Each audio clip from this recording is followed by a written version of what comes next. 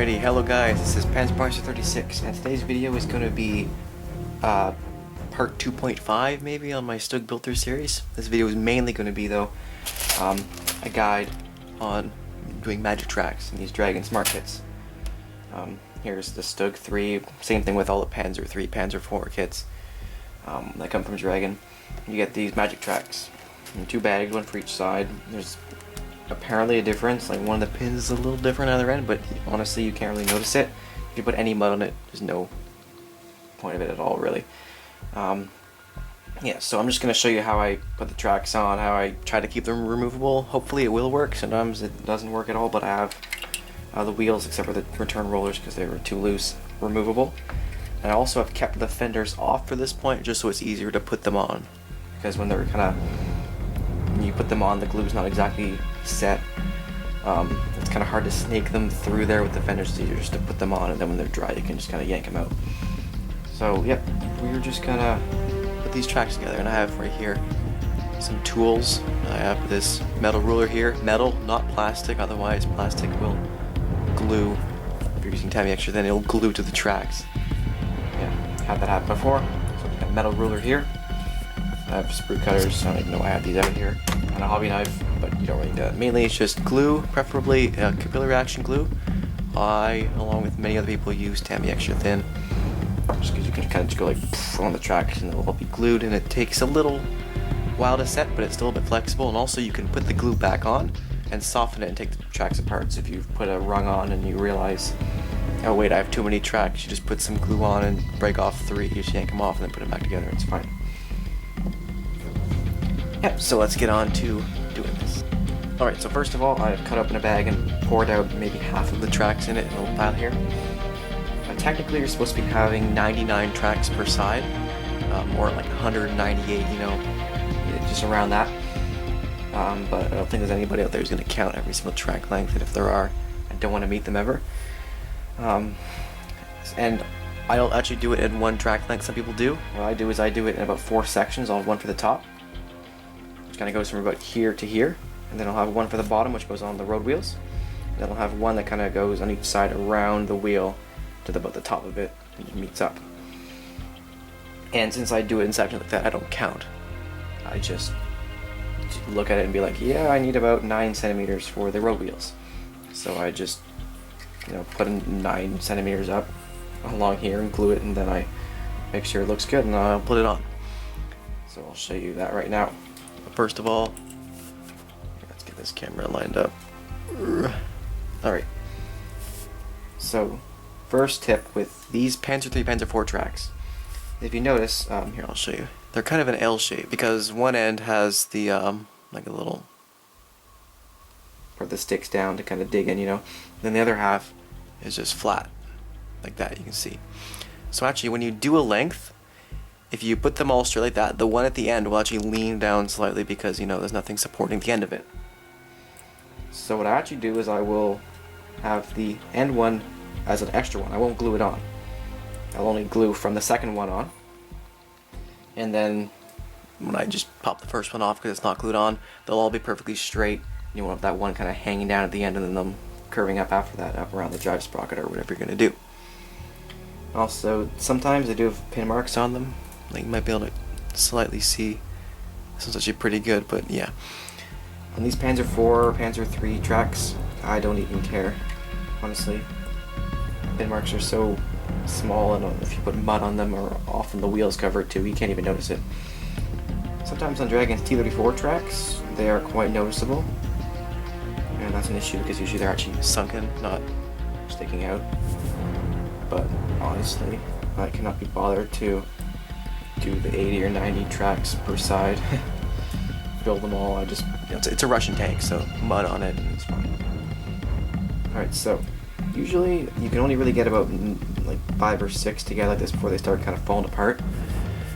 So that's 6 right there, but there's only going to be 5 because I'm only going to glue the last ones. So you just get your extra thin, a little bit of it on.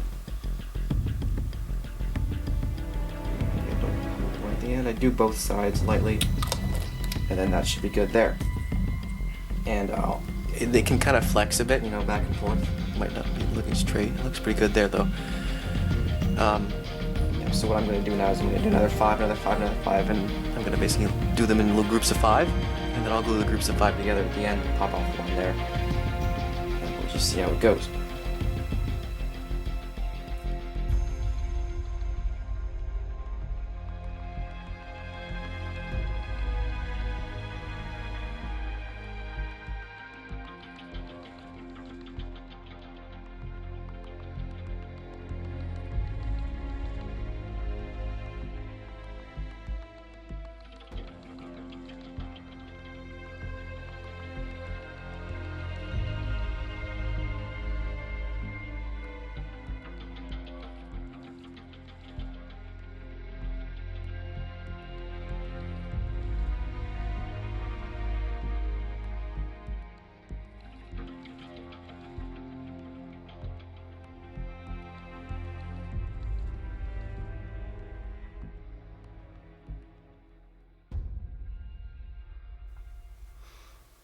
Alright, so here's the length of tracks I've set up for the bottom rung. As you can see, it looks pretty good. If I just take off the useless one I put on the end there, it is the same length as the road whistle on the bottom there. And since this length of track here is not actually going to have to be moved at all, it's just a straight length on the bottom, I'm actually just going to leave it here and just let it dry right now. If I want, I can actually put it like that, just to help hold it down, and it might actually kind of form almost around the wheels a little bit. I've seen that a little bit on real photos actually. If it's on mud or something, the tracks actually kind of push up between where the road wheels are. And I can just leave it like that, it's fine, let it set, dry. Nobody cares because it's not one that needs slack or anything like it will on the bottoms or on the edges. So we'll get into that next.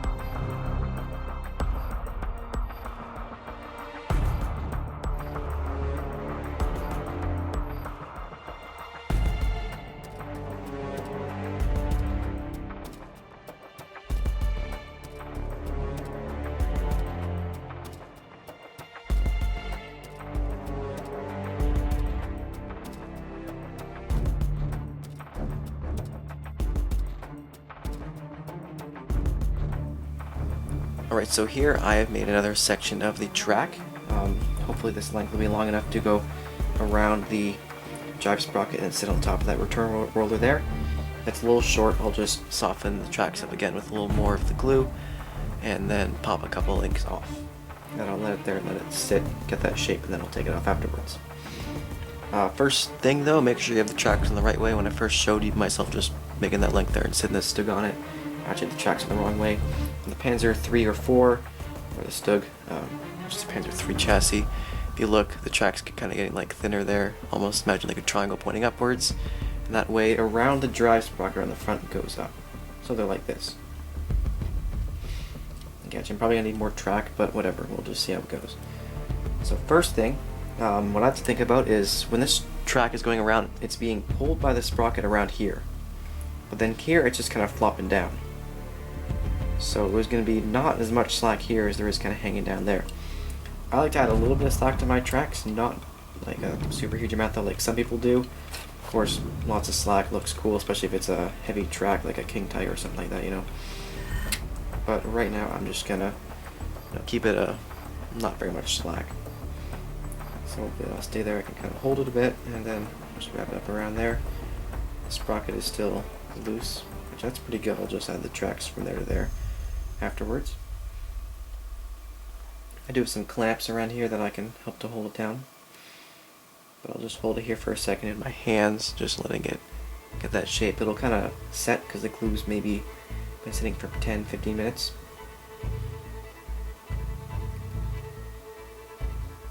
Looks pretty good there. Yeah, it's a bit of slack, but not that much. Though keep in mind that I need to make sure that stays properly. Sliding a little bit. yeah, it's a bit of a fiddly process what I do here with these, like kind of wedge them up under there, just help hold it, and then also don't want the vehicle sliding back and forth. So I'll just put heavy things at either end of it, like this, maybe a bottle of thinner if I can find one. There's another end of the vehicle just to kind of hold it in place. There. And I will leave that, but I'll keep an eye on it, make sure it looks good. And I have maybe an hour total before I have to make sure it's 100% how I want it. Alright, so I've made another length of track here. This one is going to go between the idler and the drive sprocket along the top, so it's going to have slack on it. When you make this length, it'll be very quick, otherwise one end's going to be dry, the other end's going to be really loose. So just carefully put it on. I'm sorry if I cover up the camera with my hands, but I'm doing a thing. Okay, so I just have it sitting on there right now like that, but I do need to give it some slack, obviously.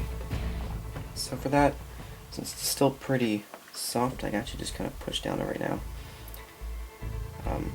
If you're going to put the fenders on, you can also kind of jam things up between the fender and the track there, like Q-tips or whatever, to help hold it down, but this is still pretty wet. So much I'm probably going to be able to just kind of hold it like this with my hands, get it to sit in a way that I like.